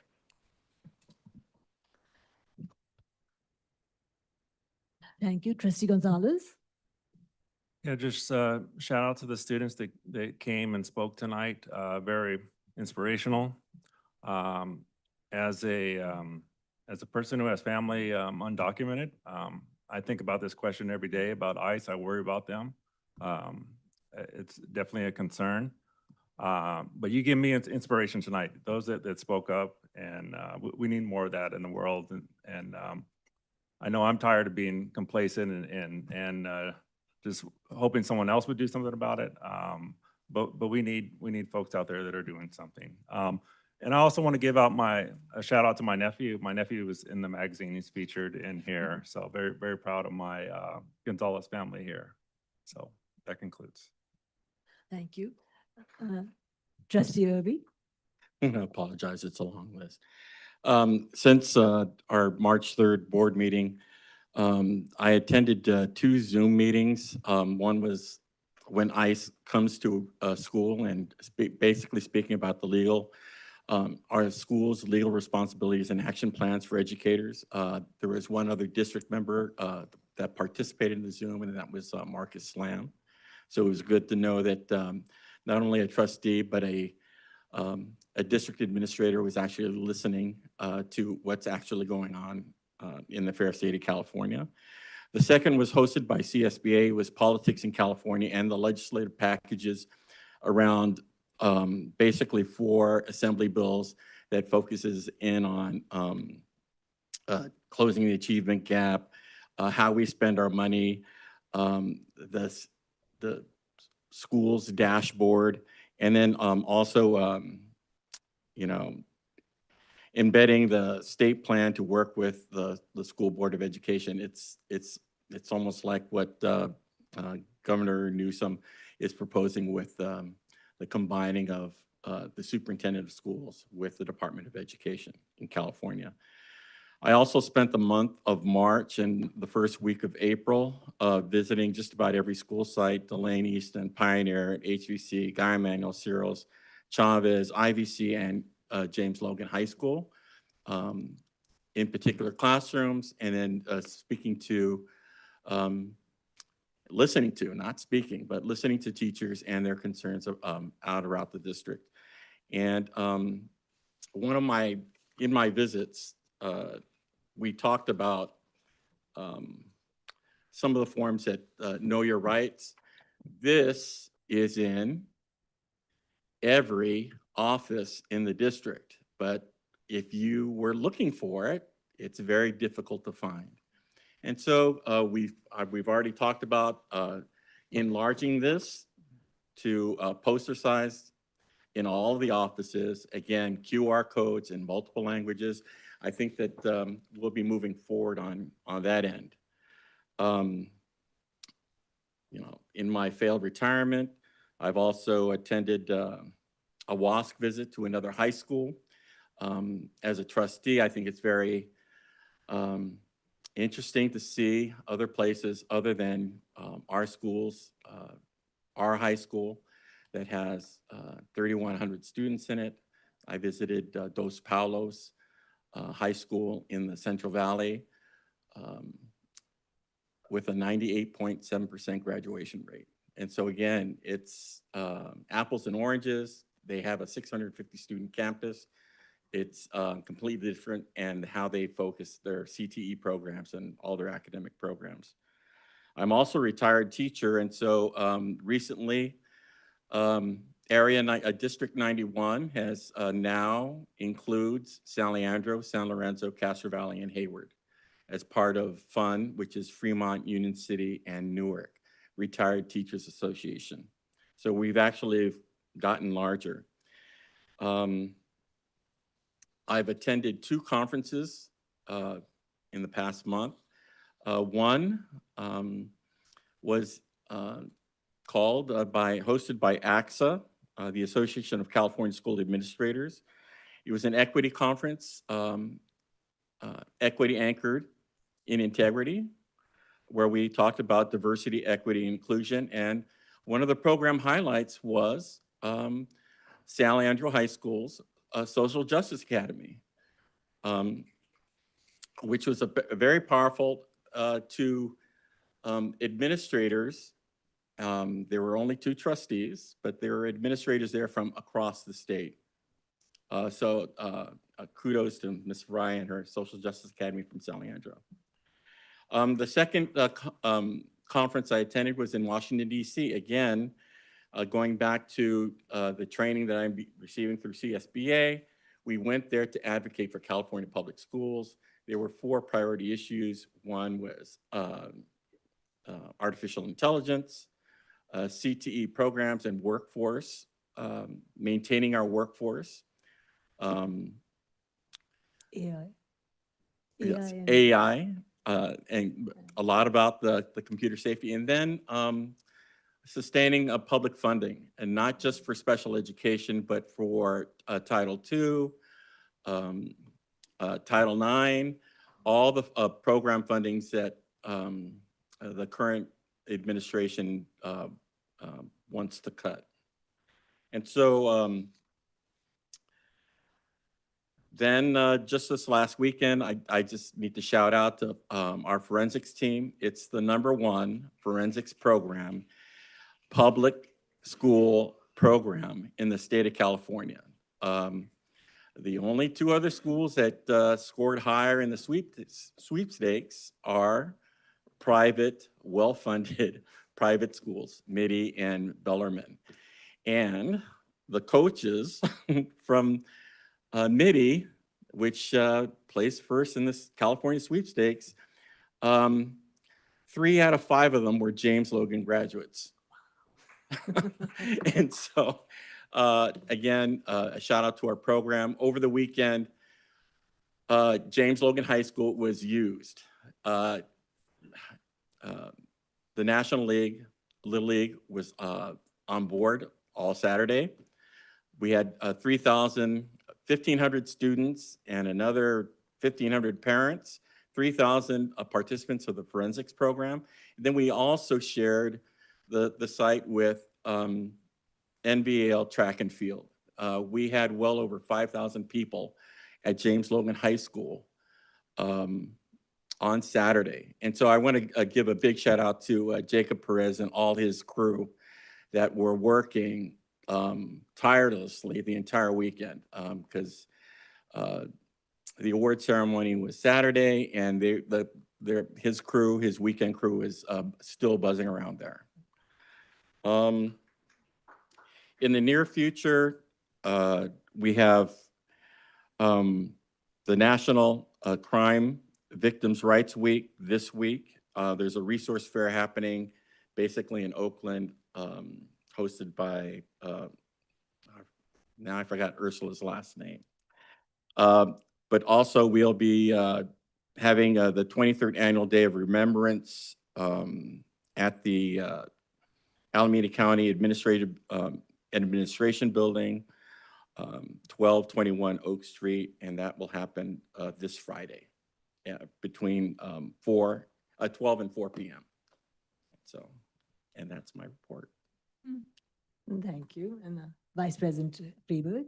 I feel like my report is going to pale in comparison. It's been a busy month. I've been pitching in and supporting Trustee Kumar on the fun run.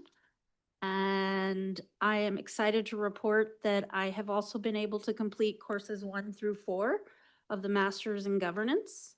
And I want the students, community, and staff to know that I've read your emails, heard your comments and feedback, and I'm taking your concerns very seriously. I'm also a little jealous that I didn't have the chance to come in to the ESSJ classroom and meet with the scholars. So Santos, that's on you. That's it for me. Damn. I didn't.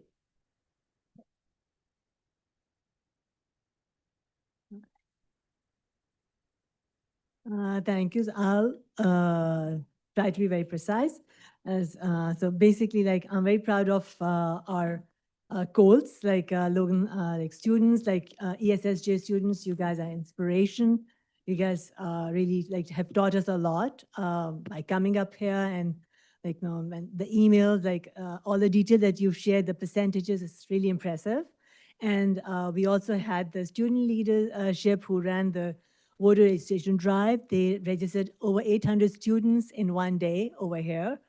And and like as Trustee Irby has mentioned about the Forensics Club, it's really we are really proud to have this opportunity to serve our school. You guys are really outstanding. And I too attended the CSBA's Coast to Coast, and I would highly recommend everyone to do it. And thank you. That's that from me. All right, I have a few things. First, I want to say I'm proud of our kids for coming here. It's not easy to do what you're doing, to advocate for something and to take time out of your schedule and to come at night and talk to a bunch of adults like we are. And I'm proud of you for doing that. We want to support your efforts the best we can. It's we've actually done a fair amount to help support our families. Trustee Irby pointed out one of the things that we've done, but it's also pretty clear to me that we need to do a better job of making what we've done accessible. It shouldn't be hard to find. You also gave me some pretty good ideas too about how we can make things better and make things stronger. So what I'll do is I'll put together some ideas and bring them to the board for review on how we might be able to move forward and help support primarily our families, but also support all of you for taking your time and advocating for our students and our families. So again, thank you for that. A few other things. This is the beginning of the really, really busy season. Last weekend was a perfect example. We also had our elementary math Olympiad last weekend. A lot going on and more to come. I'd like to give a lot of credit to Mr. Corrupt too he not only is he in charge of our program, but boy, he put this whole thing together, and so he deserves a lot of credit for bringing the state championships here. Let's see, New Haven Day, May 2nd, should be fun. We have some changes this year, and I think it's going to be some good improvements and fun. Always a good time.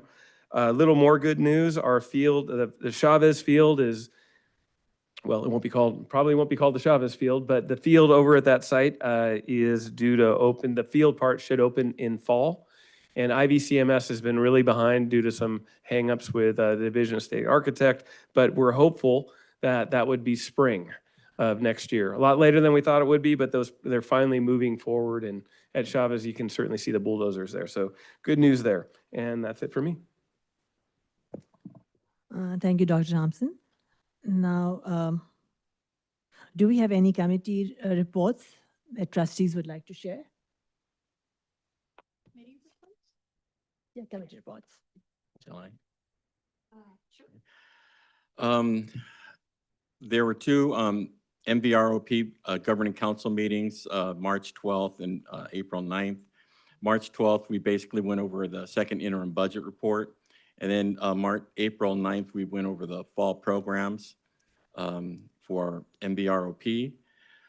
And the second was I attended the Joint District City Subcommittee meeting. I think there are really two big things. One that'll impact our student commuters heading out to Chavez. The Arizona Street bike corridor is moving forward. And it's basically the bike corridor from where City Hall's at, Arizona Street, that runs all the way down to basically Chavez.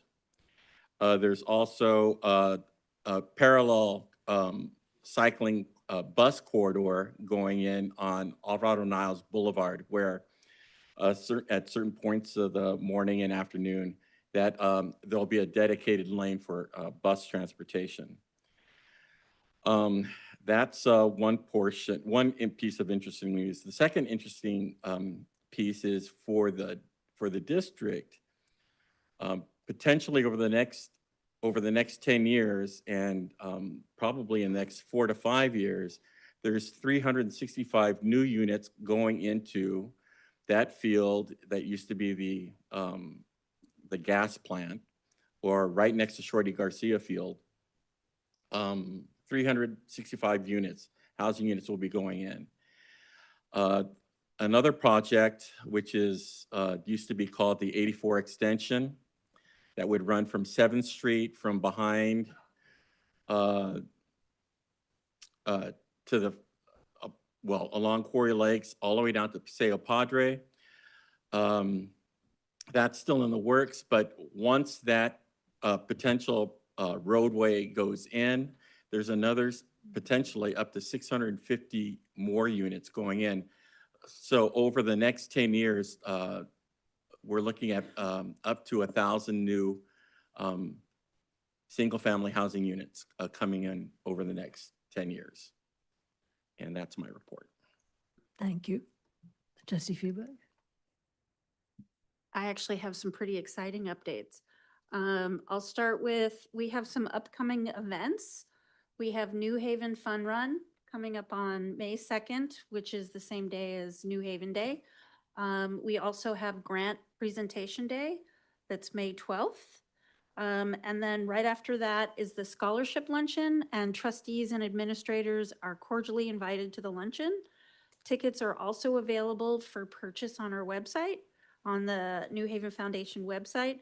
Doors open at 11, dignitary introductions from 12:30 to 1, and the keynote speaker is Candace Mugen, who is a graduate of Logan High School, class of 1996, and she is an Emmy and Peabody Award-winning journalist. And this is the best part. So classroom grants, New Haven Schools Foundation is anticipating nearly 100,000 in awards on May 12th, with winners to be announced next week.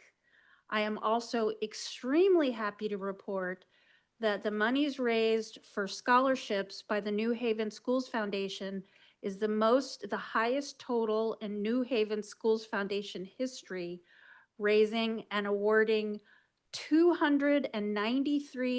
$530,000 to 162 students across 269 scholarships, the highest totals in New Haven Schools Foundation history.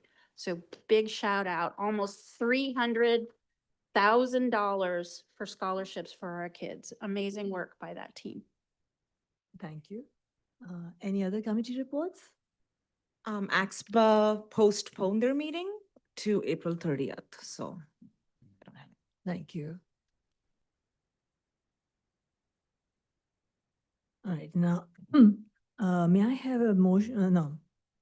I'd like to invite a volunteer to read the resolution on Asian American Pacific Islander Heritage Month.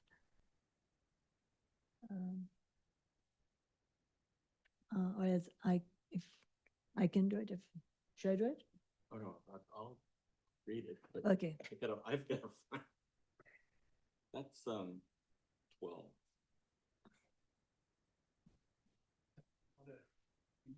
Oh. Want a hard cup? Thank you. Is this what retirement does to you? All right, here we go.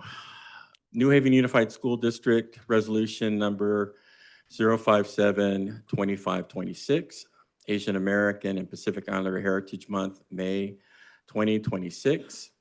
Whereas Asian Americans and Pacific Islanders, AAPI, including individuals of Asian Indian, Cambodian, Chinese, Filipino, Guamanian, Native Hawaiian, Hmong, Japanese, Korean, Laotian, Vietnamese, and other Asian and Pacific Islander backgrounds are an integral and valued part of the New Haven Unified School District community. And whereas the Asian American and Pacific Islander students comprise approximately 45% of the district students' population, including 18.7% Filipino, 13.4 Asian Indian, 10.8 Chinese, 7.2 other Asian, 4.3 Vietnamese, 2.9 Pacific Islander students. And whereas Asian American and Pacific Islander student staff, families have made immeasurable contributions to our schools and to our broader communities of Union City, South Hayward, and the surrounding areas, helping to shape the cultural vibrancy, academic excellence, and community strength that define our shared identity and future. And whereas the Asian American and Pacific Islander communities represent extraordinary diversity, encompassing numerous ethnicities, hundreds of languages and dialects, varied immigration histories, and a wide range of socioeconomic experiences. And whereas Asian American and Pacific Islanders have played a vital role in shaping the social, cultural, civic, and economic fabric of the United States, contributing significantly to science, technology, medicine, the arts, literature, business, public service, and education. And whereas members of the Asian American and Pacific Islander communities continue to face xenophobia, discrimination, and hate-motivated incidents, underscoring the need for vigilance, solidarity, and sustained efforts to promote inclusion and belonging. And whereas May is nationally recognized as Asian American and Pacific Islander Heritage Month, commemorating the arrival of the first Japanese immigrants to the United States on May 7th, 1843, and the completion of the Transcontinental Railroad on May 10th, 1869, to which Chinese immigrants made significant contributions. Therefore, be it resolved that the New Haven Unified School District reaffirms its commitment to fostering diversity, equity, and inclusion and belonging in all schools and programs, and unequivocally condemns racism, xenophobia, discrimination, and all forms of anti-Asian hate. And be it further resolved that the New Haven Unified School District hereby proclaims May as Asian American and Pacific Islander Heritage Month and encourage all schools to engage students in meaningful, educational, and celebratory activities that recognizes and honor the diverse histories, cultures, and contributions of Asian Americans and Pacific Islanders, and passed and adopted by the Governing Board of Education of the New Haven Unified School District, County of Alameda, this 21st day of April 2026 by the following vote. Thank you. May I have a motion and second to adopt Resolution 057-2526, Asian American Pacific Islander Heritage Month, May 2026? At this point, do I add this discussion to this or? Okay, well then, oops. So moved. Second. Discussion? Yes, I just wanted to point out that, you know, I know that we have dates of 1843 and 1869, but Filipinos first landed here in 1587 in Morro Bay. The Manila men not only occupied parts of San Francisco, Santa Barbara, San Diego, Acapulco, crossing into the Veracruz, Mexico, and settling in Louisiana. We've been here since 1587, and I think we should amend the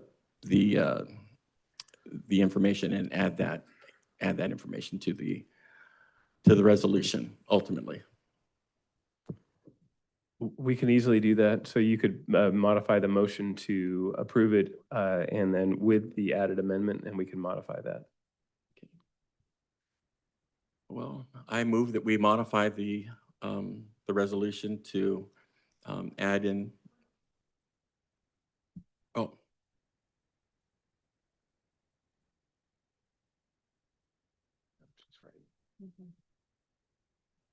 Discussion's done. There is a motion on the floor. Yes. All in favor? Aye. No? No. No. No. No. No. Um, And then now, oh, I get it. Thank you. So would you like, And so I move that we, the new motion is to approve the resolution with amendments to the dates. The dates of the Filipinos' arrival and to the United States, the continental America. thank you. Do I have a motion and second? So moved. Second, All in favor? Aye. aye. Aye. The motion passes. Thank you, trustee Irby. May I have a motion and second to adopt resolution number 055-2526, board trustee absence from meeting due to hardship? So moved. Second. Discussion? All in favor? Point of order. We need an abstention from trustee Irby. Okay. He hasn't voted Oh. yet, so he can abstain.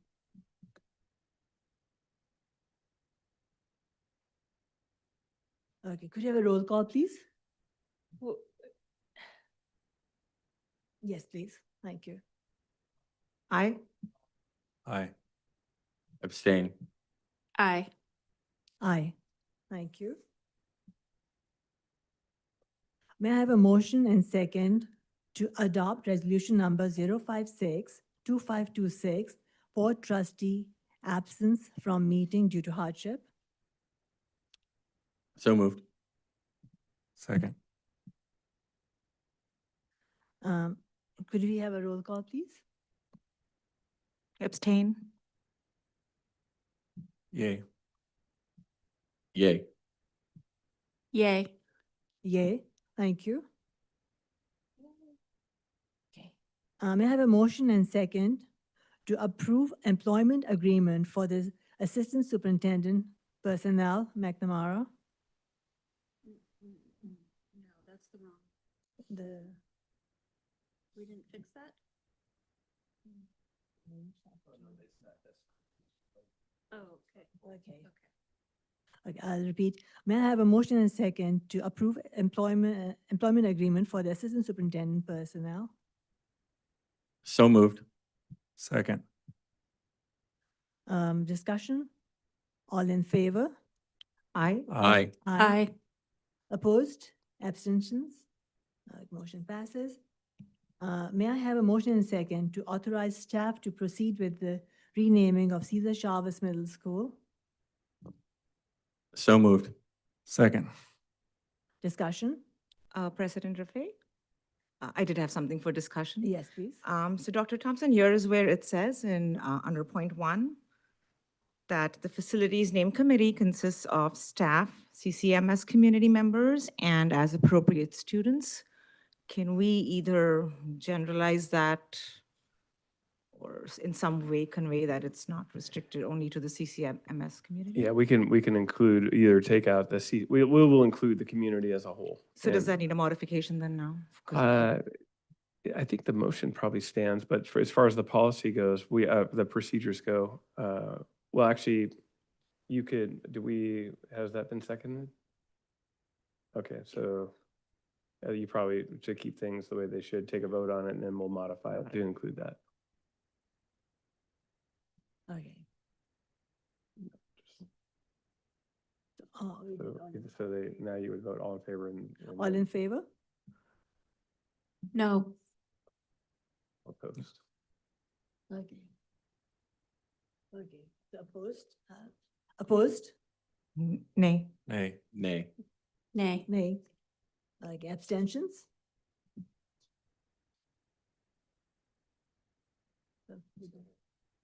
Then the motion for that, okay. Would anyone do another motion for them? I'd like to move Thank you. to modify bullet number 1 on this renaming of CCMS resolution. We have a motion and second for that? Second. Okay. All So- in favor? Yeah, go ahead. Discussion? All in favor? Aye. Aye. Aye. Aye. Opposed? Abstentions? Okay, motion passes. Okay, may I have a motion and second to adopt resolution number 058-2526, Employee Appreciation Month? So moved. Second. Discussion? All in favor? Aye. Aye. Aye. Opposed? Abstentions? Motion passes. May I have a motion and second to adopt resolution number 059-2526, Declaration of Need for Fully Qualified Educators, fiscal year 2025-26. So moved. Second. Discussion? All in favor? Aye. Aye. Opposed? Abstentions? Motion passes. The board is requested to vote for one candidate in 2026 CSBA Delegate Assembly runoff election.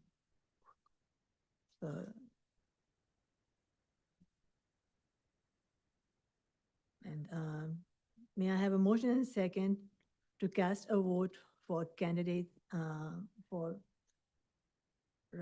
what's the name of the candidate? No.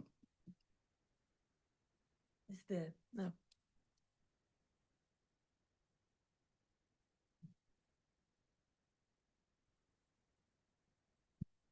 Elise.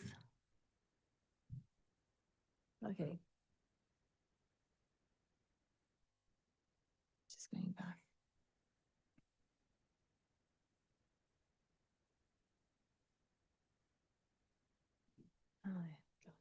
The names of the candidates that are being considered are Elise Lee and Gabby Blackman. So the motion would include recommending one of those two for the delegate assembly. I'd like to make a motion to move Elise Lee's name forward as a recommendation from this board. All in favor? Second. Second, all in discussion? All in favor? Aye. Abstentions? Opposed? The motion passes. May I have a motion and second to adopt resolution number 060-2526, award of lease back agreement for the Itliong Veracruz Middle School field project. So moved. Second. Discussion?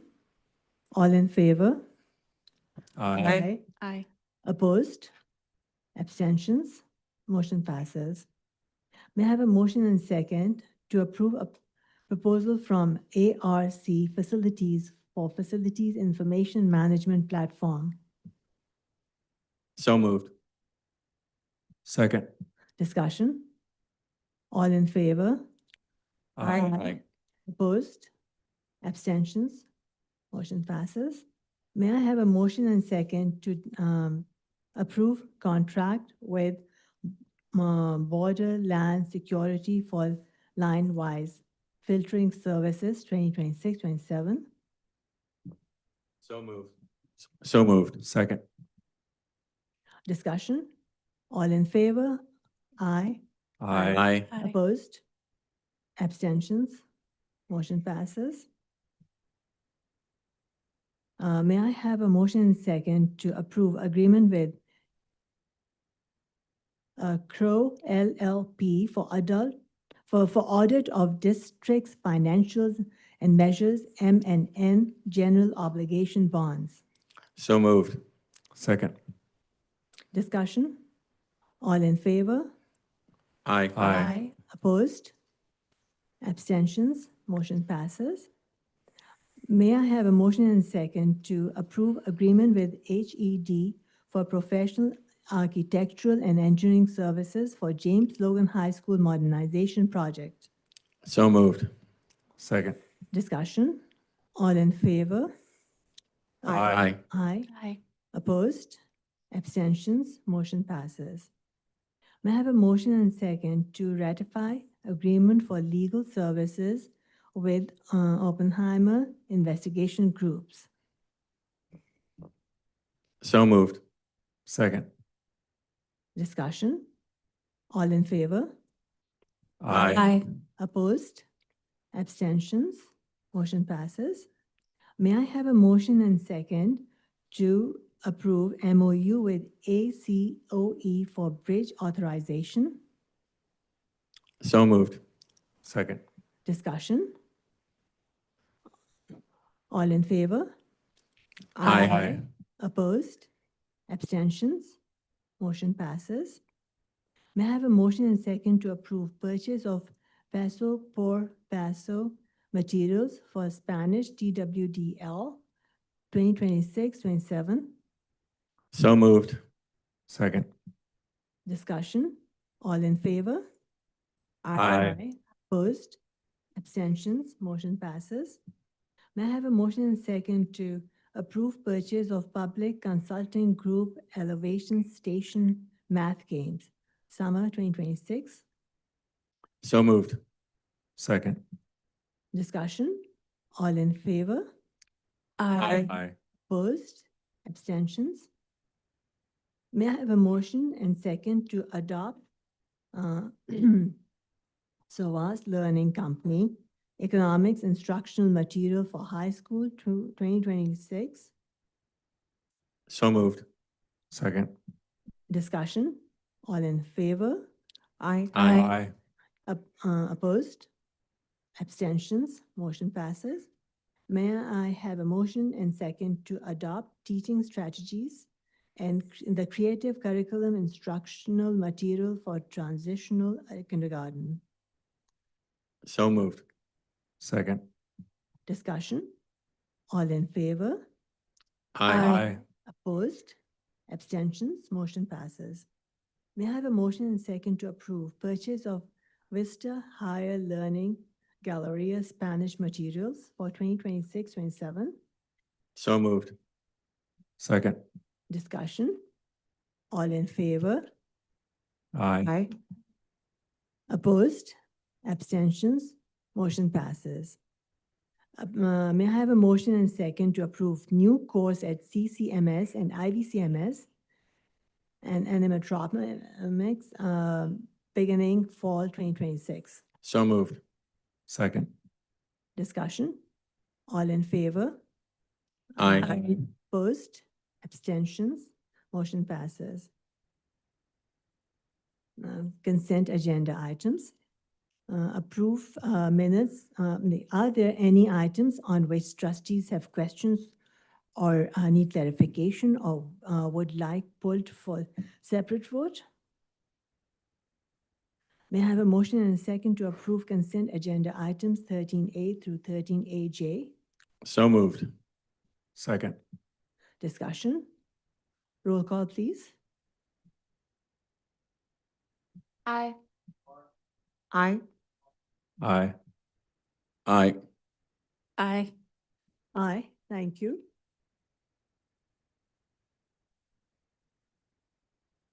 May I have a motion and second to approve consent items?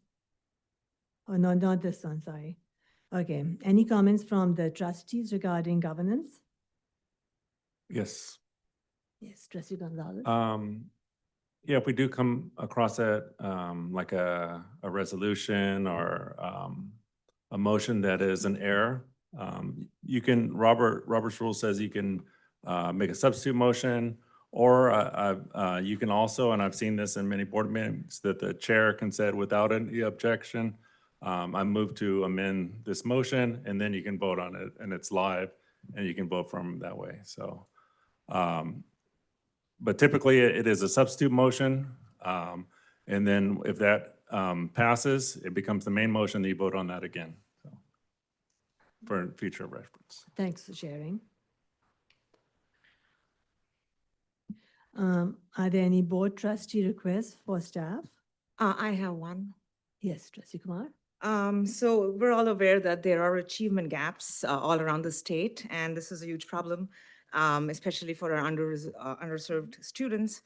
There is a statewide effort that is happening right now to urge the state leaders to kind of take shared responsibility for closing these achievement gaps. So there's been like fragmented efforts, districts do it, but this kind of, it's a unified strategy.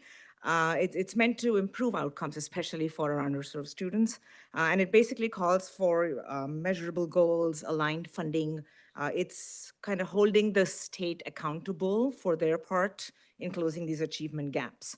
So here is a sample resolution from CSBA that I'd like to pass down to Dr. Thompson, please. If we have consensus, I'd like board to just maybe draft something that works for our district because we do have a large population of underserved students. Do we have consensus? Do we have consensus? Aye. Aye. We can bring this to the May board meeting if you'd like. Great, thank you. Okay. Thank you, trustee Kumar. There being no further. I have a request. Yeah. Okay, go ahead. I have a staff request regarding bullying in our middle schools. I'm hearing more and more about incidents from middle school families. And while I know the district works hard to address these when they happen, I'd like to see us focus more on the prevention side in our local middle schools specifically. I know we have the Cougars and Cubs program between IVC and Alvarado Elementary, but I'm requesting that staff research middle school specific prevention programs. I'm looking for options that have shown measurable success and have a proven track record so we can see how to strengthen our current efforts across all middle schools. Oh, we can, is there a consensus? Do you have consensus? Yes. Yeah. Okay, we can see what's out there. We can take a look and report back. So, and then Trustee I'm seeking consensus from the board to attend the 21st Biennial National Conference for the Filipino American National Historical Society. As an elected, one of 6 elected in Alameda County, the national conference felt that was rather significant and have asked me to be a panelist at their conference. And so I'm seeking consensus for the board approval for staff to make arrangements for me to send me back to DC in the summer. Do you have consensus? Can I just ask a follow-up question? Is this, what is the goal of the conference again? The goal is, well, this portion of the goal is advocacy, 1 to young people, and then 2 to basically highlight the achievements that we've had here in Alameda County. They're currently Dublin, San Leandro, excuse me, not San Lorenzo, San Leandro, Newark, and New Haven have been cited by the conference leaders and felt that that it would be a significant contribution to that particular conference. So it is focused on public education? Is that what Yes, it okay. is. Got it. Thank you. Do you have consensus? Yes. Thank you. There being no further business, this meeting is adjourned at 9:04.